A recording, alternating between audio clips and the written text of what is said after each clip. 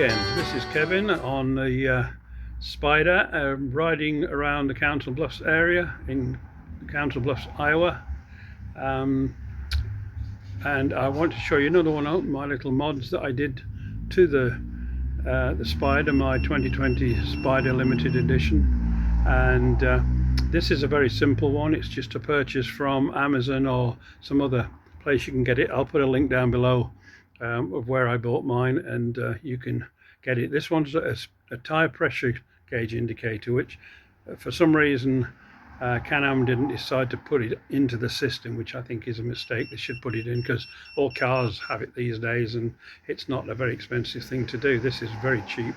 So working across, I'll just flick the camera around and show you what I'm talking about. And this is the indicator down here, and at the moment it's a cool day in early November, which is why I've got my hat on and everything else, but you can see from here that we've got various indicators going off. It's a little plug-in device that you can power off the 5-volt supply out of the little box here beside the handlebars inside there, and it's also got a solar panel built into it on the top as well, but I just use it, keep it plugged in and keep it working that way. And today, because the temperature is down, it's brought the tires down. So this is a good example of what you're going to get if you get low tire pressure. You can see it's flashing the two front ones, and I've got 17 in there instead of 19. I got 17 in there instead of 19, because obviously when air cools, it shrinks its volume, and so there's less actual pressure. And you can set the Fahrenheit, centigrade, Celsius if you want to read it at a different scale. This says PAL here now, but I often use PSI, and again, that's easy to switch around. It's got the battery indicator, and it's got a couple of other bits of information. The rear tire is this 26, it should be 29, so they're all low and they're all green, and the front ones are flashing because they're outside the lower limit that I've set. It's very easy to set up, it's just pressing buttons, so it doesn't take very long at all to do it. And the only thing I found is when I put the sensors on, you have to reverse these two, because I think the unit is designed for a trike with rear wheel pressure sensors, and so just by swapping the two over, you actually just get them from the back.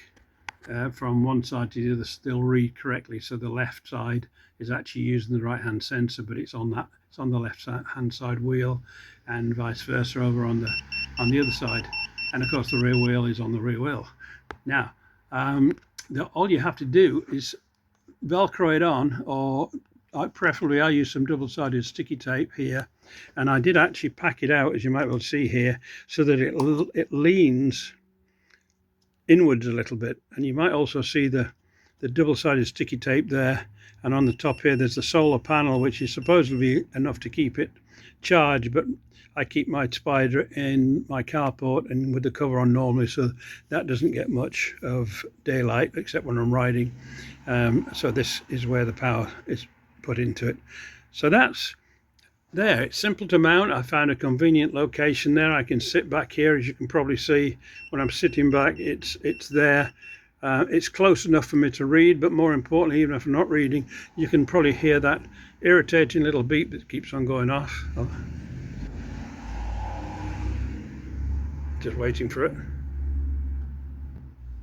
course, it's not going to do it now, is it? Here we go. Come on. Come on.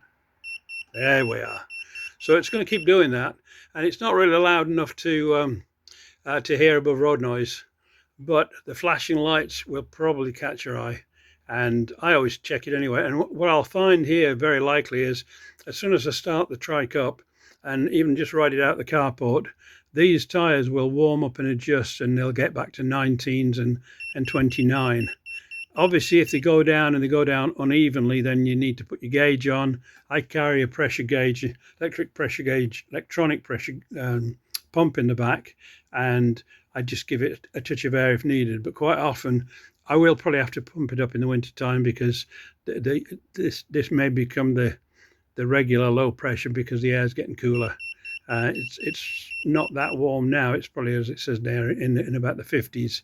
But if it drops down into the 30s, this might drop even lower. So I will have to increase the tire pressure to compensate for the colder air.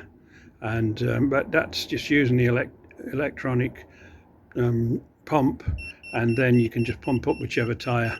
Now to do that, I'll just get off the trike and show you.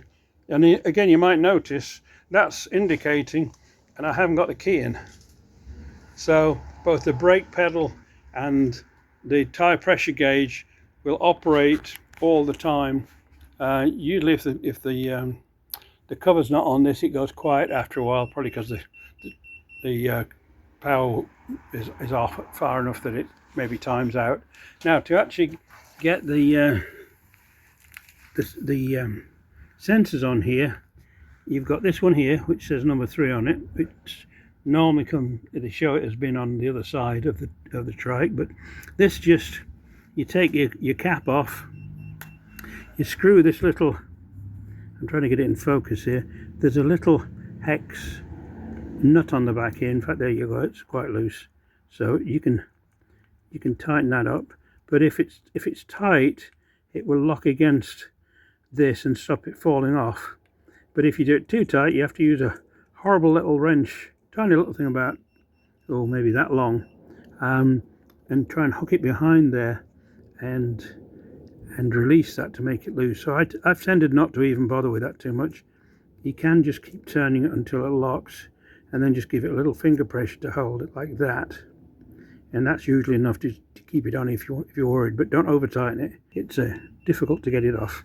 Okay, this side here you can just unscrew, and as you unscrew, you'll see you're not hearing any air leak. There's just a minor amount, but now if you look around here, it's instantly showing me that this wheel has dropped pressure because this has come off. So if you're riding along and you suddenly go to 0, your tire's either completely flat or else this thing has come off, and you might have to go out and buy another one if you can't find it, which I doubt you will.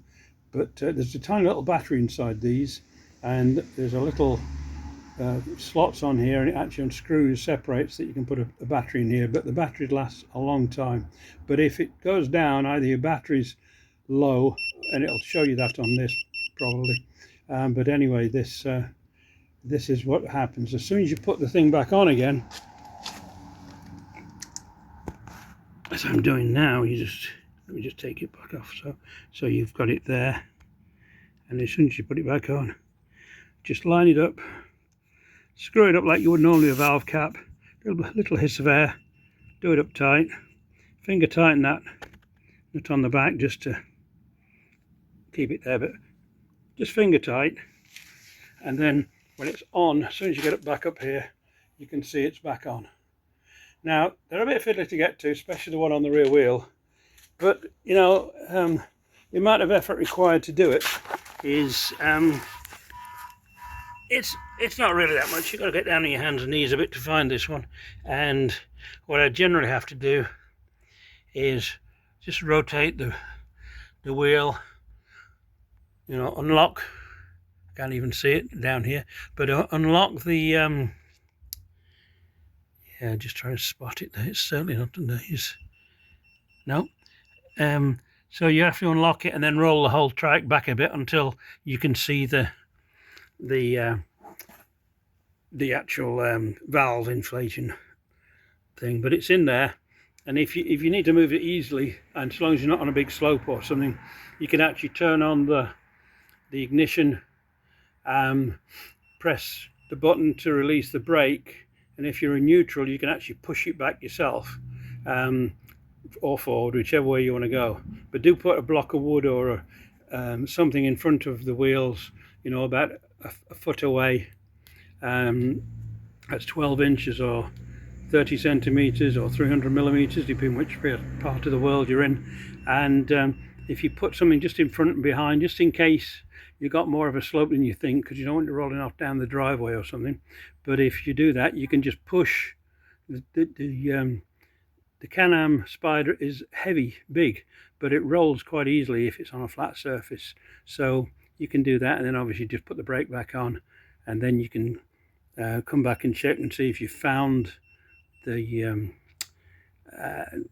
actual inflation valve, and it's got exactly the same system on the front, so I'm not going to bother wheeling it back to show you that, because common sense there will, I'm sure you can work out how to do that. So yeah, simple to easy to fit, no real messing around. It's just take the old valve caps off and screw on these pressure sensors, get the right one on each one. Remember to swap the front two around, because this is a two wheels front rather 2 wheels rear trike. So yeah, that's all you got to do to it, but it's a well worthwhile, and I'll put down a link to where I got it, and it's very, very cheap compared to most of the stuff you probably have on your Can-Am. So yeah, worth having 100%. I love it.